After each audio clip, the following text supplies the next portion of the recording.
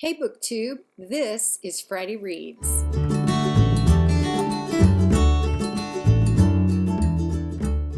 I'm Jen and I talk about audiobooks, and normally you would see me, but last night I got hit by a terrible 24-hour bug that has me under the weather. So rather than not give you a Friday Reads, I thought I would just give you this. So I finished 2 books last week, and I am getting a little bit of a slow start to the new year, but boy, these books were good. The first of those was Now That You Mention It by Kristan Higgins. This is a standalone women's fiction romance narrated by Exie Sands, who does most of Kristan Higgins' books and is absolutely stellar in her narration. She just seems to always be able to get the characters. She captures them so well on the audiobook, and I have nothing but just raving for her narration. The book is really good. It came out on December the 26th, so it's Kristan Higgins' most recent release, and it is a book about a woman who deals with bullying in high school. She's overweight in high school. She lives on a small island off the coast of Maine, and she goes off, becomes a doctor, and then has to go home again. Well, so many things in her life have changed. So she has to go back and deal with people that don't think she's changed. They remember her from high school. So it really is a book about going home. And I loved it. I gave it 5 stars, 4.5 rounded up. I would highly recommend it. Really enjoyed that one. I also finished Pucked Off by Helena Hunting. This is narrated from 2 points of view by Jacob Morgan and Rose Dorio. And I really liked the narration. This is book 6 in her Pucked series, which is a sports romance series. It is new adult/adult romance.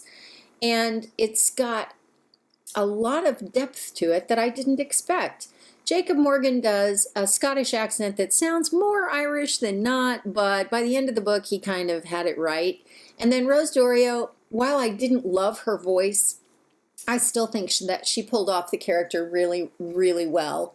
This is about a guy who is abused as a kid by a mom with bipolar disorder, and that causes him, as he has grown up, to be very self-destructive, get into some toxic relationships, and he meets a woman, and she really helps him find the value in himself.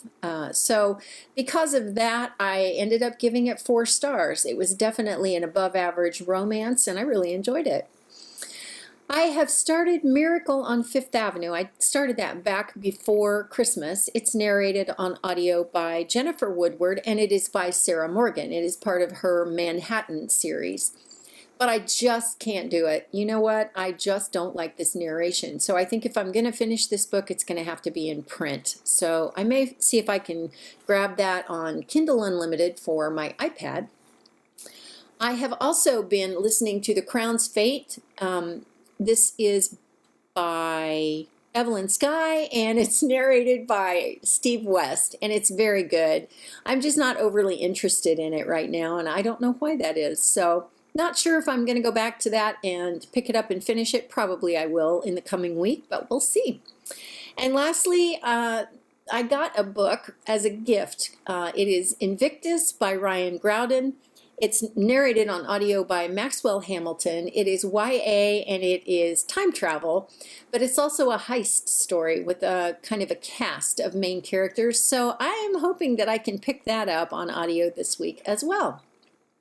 That's my week. I will tell you that I do have a book haul coming. It's all the books that I had left over from Christmas and also from my Advent unwrapping.